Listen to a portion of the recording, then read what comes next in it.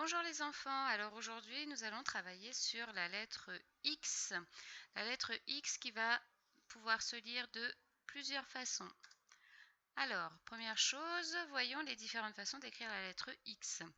En script, donc ça c'est l'écriture, je rappelle qu'on va avoir dans les livres sur l'ordinateur, mais ce n'est pas l'écriture que tu vas utiliser quand tu vas écrire toi avec ta main. Le X en capitale d'imprimerie. Le X en cursive ou en attaché, c'est celui-ci que tu vas utiliser pour écrire. Et le X en majuscule de cursive, pardon. Alors, la lettre X va chanter de plusieurs façons. Il va falloir que tu sois bien attentif, c'est pas forcément évident, hein. Donc, première façon de chanter, première façon de lire la lettre X. La lettre X fait le son X, X.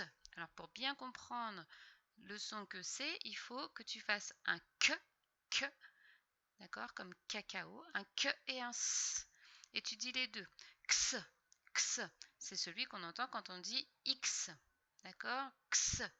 Alors, dans les mots que je te montre là, la lettre X fait le son X. Je te laisse les lire.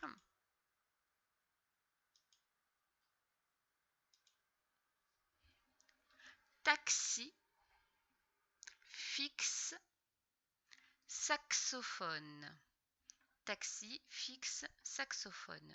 Alors, si tu vois que je lis trop vite, que tu n'as pas eu le temps de terminer, tu mets pause. D'accord, il n'y a pas de souci.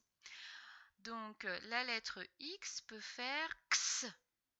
Donc là, c'est le geste qui va avec le X de la lettre X. Le X, X. On croise les doigts pour faire un X avec ses doigts. Ok, on continue. La lettre X peut aussi, parfois, quand elle est à la fin d'un mot, faire le son S. C'est le S qu'on va retrouver dans le mot, dans les deux mots qui sont ici. Je te laisse les lire. Alors, 6, 10. D'accord? Donc, c'est pas très fréquent. C'est surtout sur ces deux mots-là. Ça n'arrive pas souvent que le X chante S. Mais il faut quand même qu'on le voit. D'accord?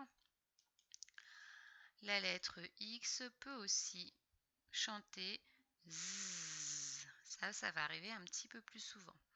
D'accord? Donc la lettre X chante Z comme dans les mots suivants. Je te laisse les lire et tu fais bien attention à faire Z. D'accord? Quand tu vois la lettre X. C'est parti, vas-y.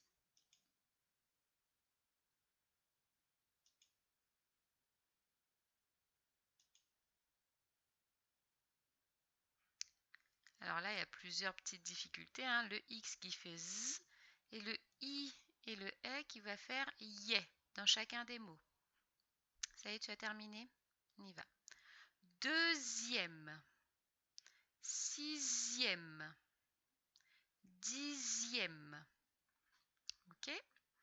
On continue. Alors les lettres EX, qu'on va souvent retrouver ensemble. Les lettres EX, quand derrière il y a une consonne. Je rappelle, une consonne, c'est une lettre qui ne fait pas partie de la famille des voyelles. A, E, I, O, U, Y, ce sont les voyelles. Si ce n'est pas cette lettre-là, c'est une consonne. D'accord? Donc quand on a EX et une consonne derrière, on va lire X, pardon. X, X, X, X, comme dans les mots suivants. Donc je te laisse les lire en faisant bien attention à ce que EX chante X. Allez, vas-y.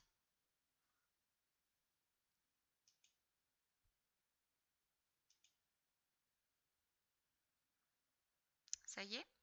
Alors, texte, explique, index. Donc en effet, on a EX plus une consonne. Et on a la petite exception ici, le mot index. Donc il doit y en avoir quelques autres, mais il y en a très très peu où EX est comme ça à la fin du mot avec rien derrière. D'accord? Donc quand il y a une consonne derrière, ça fait ex. Par contre, quand on a EX avec une voyelle, donc cette fois A, E, I, O, U ou Y, ça va chanter eggs, eggs. Donc E, G, G, G, Z, eggs, comme dans les mots suivants. Donc là, ce sont des grands mots, d'accord? Ah, j'ai oublié d'agrandir ma flèche. Donc là, le E et le X, tu vas les lire eggs, d'accord? Allez, je te laisse faire. Tu mets pause si c'est trop court, hein. Ça y est. Alors, exotique, examine, exercice. Exotique, examine, exercice. Tu vois bien qu'on ne va pas dire exotique. Hein, on entend bien le Z, exotique. On continue. Il arrive parfois, et même assez souvent, que le X soit à la fin des mots et que l'on n'entende rien. Donc le X est une lettre muette la plupart du temps quand il est à la fin des mots. D'accord? Donc je te laisse lire les mots. Et n'oublie pas que dans ces mots-là, le X à la fin du mot est une lettre muette.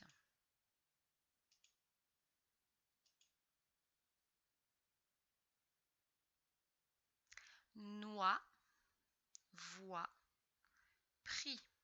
Attention, la lettre X, si elle est à l'intérieur du mot, elle n'est jamais muette. Hein. On va toujours la faire chanter. C'est quand elle est à la fin que bien souvent, elle est muette. Donc là, ces trois mots, il y a un X à la fin qui est muet. Et parfois le X, il est muet aussi à la fin, mais c'est parce qu'il est là pour montrer qu'il y en a plusieurs. Il nous montre que c'est le pluriel. Regarde, on va regarder ça ensemble. Regarde les mots suivants. D'accord, donc tu vas les lire après. Hein. Donc là, on a D, D et D. Ça veut dire qu'il y en a plusieurs. Donc pour montrer qu'il y en a plusieurs, on a mis un X à la fin. Et quand c'est comme ça, eh bien le X, il est muet. Allez, je te laisse lire.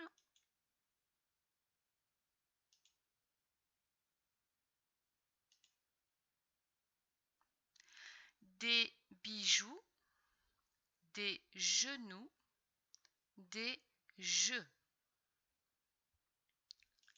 Ok, alors maintenant, tu vas prendre ton fichier à la page 79. D'accord, et on va faire les exercices. Mais la première chose que tu dois faire, c'est d'écrire la date. Je me suis trompée dans la date, décidément. Donc, on n'est pas le 26, on est le 28. Donc ici, il va falloir écrire 28. Hein. Fais attention. Ça y est. Alors, je te laisse lire la consigne.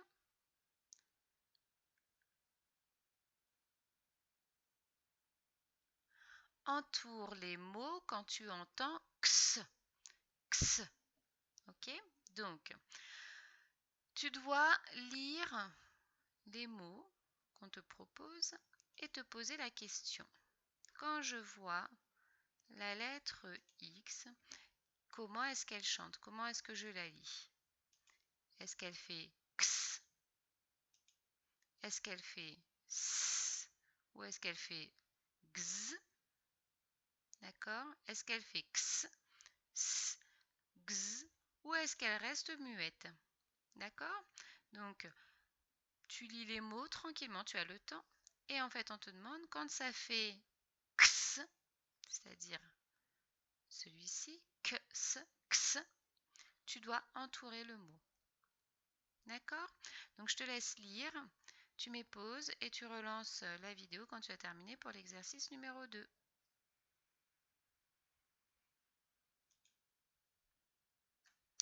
Allez, exercice numéro 2. Je te laisse lire la consigne.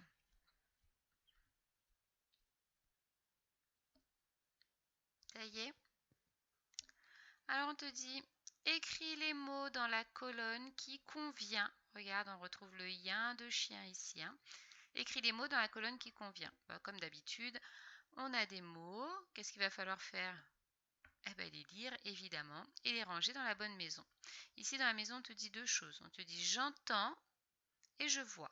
Alors dans cette maison-là, j'entends X et je vois EX plus une voyelle, A-E-I-O-U. Ici, on te dit j'entends X et je vois EX plus une consonne, donc toutes les autres lettres. Comment est-ce que tu vas pouvoir faire? Première chose, c'est évidemment lire le mot. Si tu le comprends, tu peux entendre en fait si tu entends X ou si tu entends X. Si c'est un petit peu compliqué, recherche le E et le X. On va faire le premier ensemble.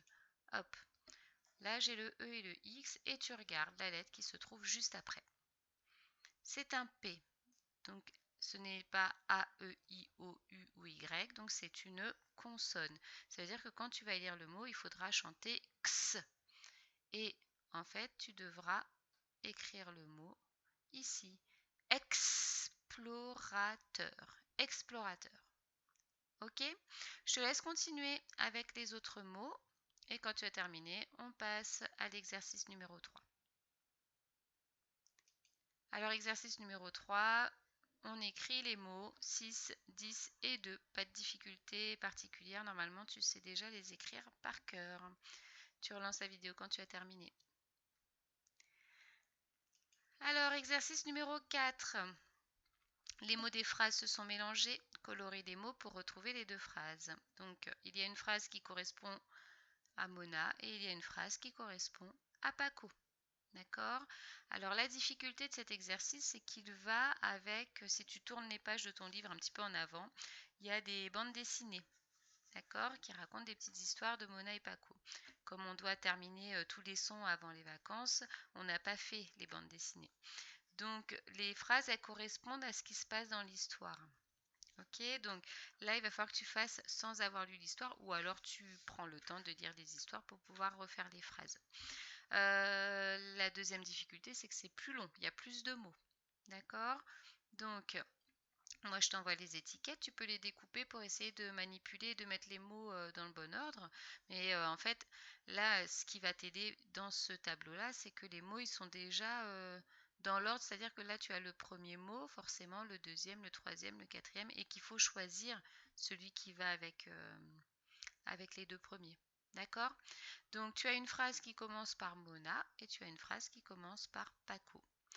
À toi de trouver quelles sont les deux phrases. Si vraiment, vraiment, c'est très compliqué, tu laisses. C'est pas grave. Ça fait pas que tu vas redoubler ton CP parce que tu n'auras pas fait cet exercice. D'accord? Donc, tu essayes de faire au mieux. Si c'est trop difficile, tu me dis, bah, c'était trop difficile, j'ai pas compris. D'accord? Voilà pour la lettre X. J'espère que tu as bien compris. C'est important que tu me dises si ça a été compliqué. Comme ça, je peux essayer de refaire une autre vidéo pour réexpliquer un peu plus. D'accord? Voilà, allez, à plus tard.